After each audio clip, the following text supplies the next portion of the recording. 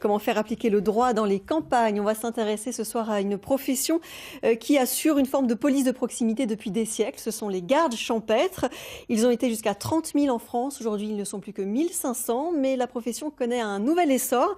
Elle a en effet depuis 2 ans de nouvelles prérogatives en matière d'environnement. Reportage dans le Var de Francis Mallory et Alexandre Desquites. On est loin de l'image d'Épinal, de l'homme au tambour qui informe la population. Le garde champêtre d'aujourd'hui exerce une police de proximité, de prévention. Et on est compétent sur tout l'environnement, sur beaucoup d'infractions à l'environnement, la chasse, la pêche, aussi les pollutions, tout ce qui a trait aux zones naturelles, comme ici sur le secteur, en zone Natura 2000.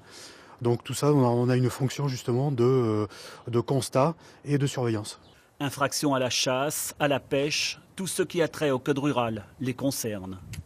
Vous possédez le permis de chasse? Oui, tout à fait. Si vous pouvez me le présenter? C'est en voie de disparition à mon avis, voilà, malheureusement. Maintenant quand on sait que certains gardes ont 3-4 communes pour gérer la chose, ça c'est pas évident tous les jours pour eux. Des secteurs plus grands, mais toujours une parfaite connaissance du terrain.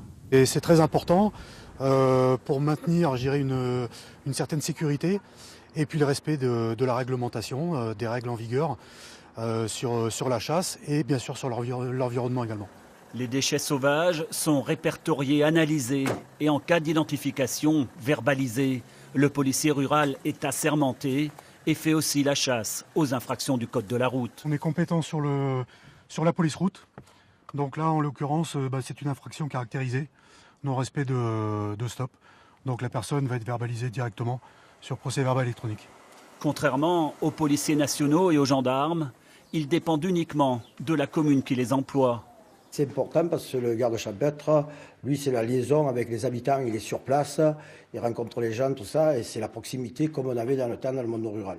À mesure que la France s'urbanise, la profession disparaît petit à petit.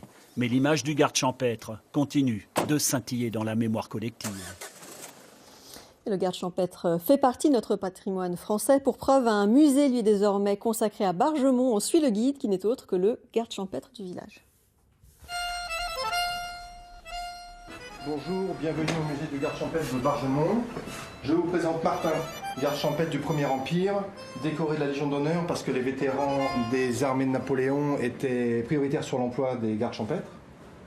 Vous trouverez dans ce musée également les plaques qui sont les insignes principaux des gardes champêtres puisque nous n'avons pas d'uniforme officiel. Donc vous avez les plaques depuis le Premier Empire jusqu'à nos jours.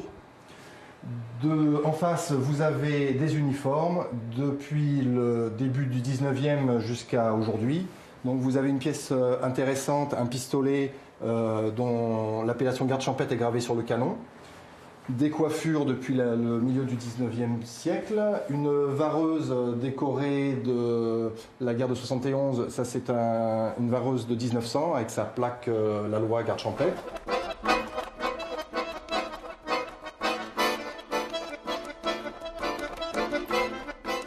Il y a donc des faïences, des publicités, des santons et une particularité qui est le cabinet de grivoiserie que vous pourrez découvrir en passant le rideau sur la prérogative assez particulière du garde champêtre qui pourchassait les amoureux et les baigneurs qui ne respectaient pas la réglementation.